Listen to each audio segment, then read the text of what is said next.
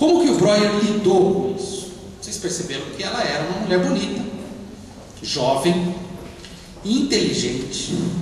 Pelo que o Freud conta, não era uma mulherzinha, não. Chegava junto mesmo. Imagina, o Breuer, nós observamos pela foto, né? O cara falou, putz, é muita areia pro meu caminhão. Eu tenho aqueles caminhãozinhos da Marinho Fernando, tem que carregar isso tudo de areia, não dá. O que ele faz? A mulher dele fica sabendo que era amiga da mulher do Freud. Ela fala assim, meu marido está se envolvendo com essa sirigaita. O cara, não, pelo amor de Deus, não. O que ela faz? Vamos para uma segunda lua de mel. E o que acontece nessa segunda lua de mel? A Matilde, mulher do Breuer, fica grávida. Interessante. Quando ele volta de viagem, a Ana O estava péssima, horrível, de cama. Isso tudo aqui tinha aumentado vezes 1000. E ela chamava por ele, e ele foi até ela.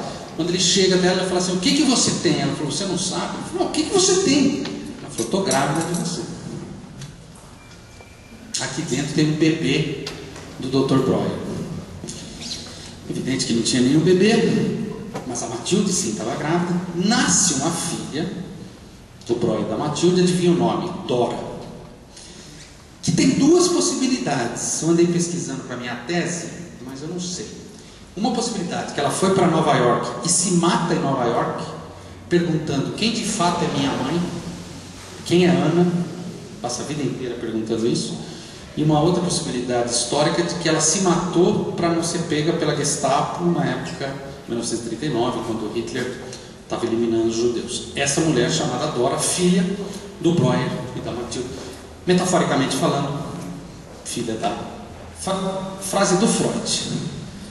Aqui é o começo de uma análise, evidente que não é uma análise completa, mas já tem essência do que é uma análise ainda até hoje.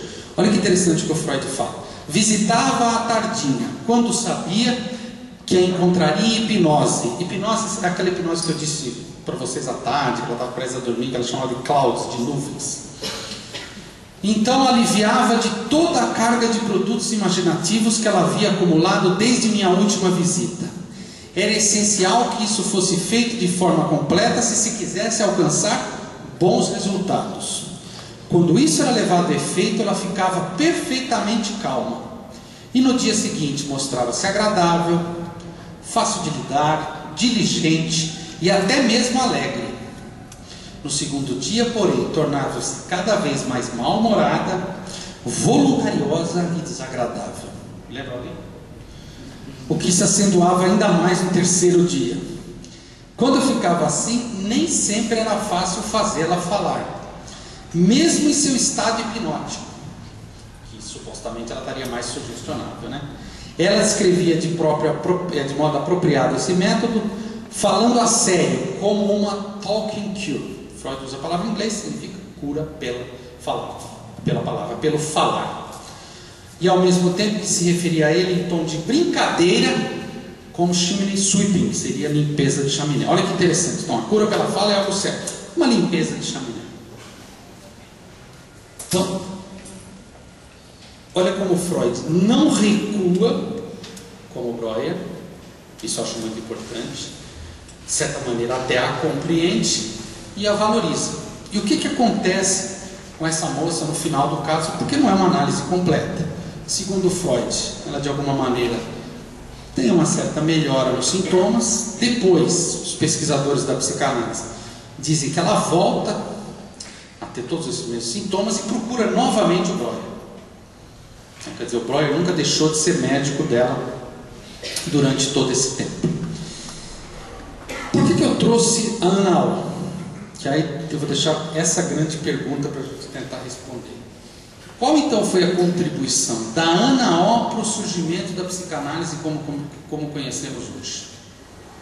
Porque eu imagino que todo mundo aqui está me ouvindo, duvido que vocês não conheçam várias Ana O. Se não forem Ana O's também.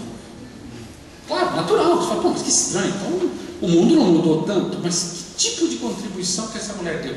Por que ela foi tão importante para o Freud inventar a psicanálise? Vamos lá.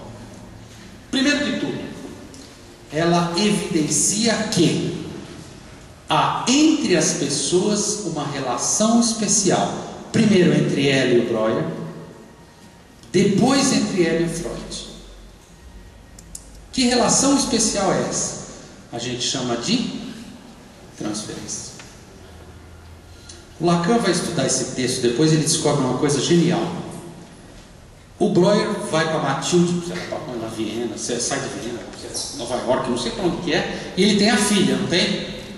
Quem queria essa filha? O que vocês acham? Só a Matilde? O que vocês acham? Ele também. Quando ela fica grávida, o que ela está fazendo com ele? Eu sei o que você quer, então eu vou fazer para você. E aí fica mais fácil entender o termo lacaniano, desejo do outro. O Breuer não aguentou. Ela evidenciou o que ele queria. E aí depois o Freud, em 32, escreve uma carta para um cara chamado Stefan Zweig, um alemão que veio, um judeu que emigrou para o Brasil, morreu em Niterói, por sinal, um cara muito interessante. E ele fala: Stefan, eu nunca falei isso para ninguém, mas eu vou falar para você. O Breuer tinha muitas fantasias com a Ana Olga. E eu não podia nem falar com a minha mulher, porque eu ainda não era casado com ela. Olha que interessante, olha que conservador, né? Só quando ela for Marta Freud, a minha esposa, eu vou poder falar o que o Breuer contava da Ana Olga. Ou seja, existe uma transferência evidente, mas existe também o contrário disso, que é uma contra-transferência. Ou seja, o que ela causou no Breuer e que fez o Breuer ir embora com a mulher dele e fazer um filho. Porque a leitura mais superficial de qualquer um de nós, qual é? A mulher dele ficou com ciúmes e falou: põe um filho aqui dentro, é sinal que você me ama. Mas o cara já queria um filho antes, lá nas profundezas do inconsciente, e ela captou. Então eu te dou o que você quer. Eu estou marcando isso, gente. Se você for fazer análise com o Jungiano, você vai sonhar com arquétipo. Kleiniano, tem alguma coisa boa e má, em forma de peito, seco. Tem alguma coisa venenosa, explosiva, é batata. Reich, você vai ter alguma coisa no corpo. Lacan, você vai ter umas palavras, desejo. A gente vai sonhar o que a gente acha que o analista quer ouvir da gente. E aqui está a prova. A diferença que eu saquei no Freud é que ele encarou, não recuou e não se misturou dentro do possível. É evidente que ele queria muito criar a psicanálise. Essa mulher falou: você quer inventar a psicanálise? Então eu vou te dar o que você quer. O que está precisando agora? Histeria? Deixa comigo. Isso vale também para o homem dos ratos. Quando a gente quer muito, às vezes o outro tenta descobrir o que a gente quer e tenta nos agradar e fornecer. Tá? A força da palavra, eu acho que isso é uma coisa que precisa ser valorizada. Qual é o nome desse espaço? Casa da Palavra. Estamos em 2011. 1976 teria a Casa da Palavra? Não, posso afirmar que não. Por quê? E a primeira coisa que uma ditadura faz quando entra no país, o que é? Cortar a palavra. Não teria isso aqui em 1976, 74, 68. Não teria. Não teria. Pode ter certeza. E quem se arvorasse a falar, seria cortado literalmente. Tá? O peso do sintoma. Leandro, você falou que a teoria do Freud é uma teoria política, né? Então, assim, uma pergunta de leigo também. No século XIX, com certeza o mundo era muito mais repressor com as mulheres, né? Talvez seja por isso que os casos de histeria eram tão nítidos, né? Eram tão assim, ali assim, visíveis, né? E dava para diagnosticar isso. Hoje eu não sei, eu acho que eu não sei, né? Porque eu não sou psicanalista, mas eu acho que não é tão comum, não é o caso de histeria nesse sentido, como toda aquela caricatura que cria dos movimentos contorcionistas e tal. Talvez porque a sociedade é um pouco menos repressora, e só isso eu gostaria de saber. Essa é uma excelente pergunta. Esse dia eu atendi um rapaz, 40 anos, histérico, convertia na minha frente, me indicado para o meu colega psiquiatra. Eu liguei para ele e falei: não, esse cara está tendo um AVC, um derrame. Eu falei: Leandro, não recue. seja psicanalista, esse cara está tendo uma conversão. Ou seja, eu estava partindo do seu pressuposto, não existe mais essas coisas. Não é verdade. Pode ser que o fenômeno da conversão, talvez, na classe média, não exista da mesma maneira. Pergunte para quem trabalha em carros, em periferia. Esses fenômenos, por exemplo, em certas igrejas evangélicas, aí o demônio está dentro de mim, a mulher começa a virar a voz. Tanto que os caras se interessaram em abocanhar os canais.